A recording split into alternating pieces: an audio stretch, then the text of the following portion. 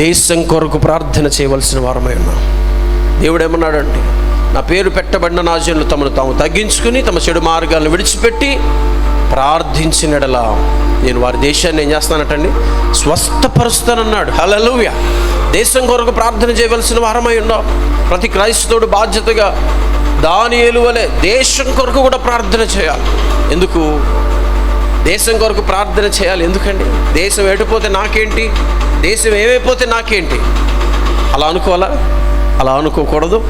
దేశం క్షేమంగా ఉంటేనే నేను కూడా క్షేమంగా ఉంటాను. దేశంలో ఉన్న ప్రభుత్వం చక్కగా పరిపాలిస్తేనే నేను మంచిగా ఉంటాను. దేశంలో నీతి, న్యాయము, నిజాయితీ అనేది ఉంటేనే నాకు కూడా మంచి, అంతే కదా. కాబట్టి దేశం కొరకు కూడా ప్రార్థన చేయాలి. హల్లెలూయా. దేశంలో గొడవలు అవుతున్నాయి, యుద్ధాలు జరుగుతున్నాయి, మనకేమన్నా క్షేమం అండి? కాదు. దేశం కొరకు మనం ప్రార్థన చేస్తేనే దేశం బాగుంటుంది, మనం కూడా బాగుంటాం. ప్రతి క్రైస్తవుడు కూడా దేశం కొరకు ప్రార్థన చేయాలి. లేదంటే ఏమవుతుందో తెలుసా? చూడండి, వినండి. ఇప్పుడు ఆత్మ సంబంధమైన విషయం చెప్తున్నా. మనం దేశం కొరకు ప్రార్థన చేయకపోతే ఈ దేశాన్ని దేవుడు కాకుండా సాతాను పరిపాలన చేస్తాడు. ఈ దేశాన్ని దేవుడు కాకుండా సాతాను పరిపాలన చేస్తాడు. అదేమిటండి, ప్రార్థన చేయకపోతే సాతాను పరిపాలన చేస్తాడు? అవును. అసలు సాతాను ఎక్కడ పరిపాలన చేస్తున్నాడు?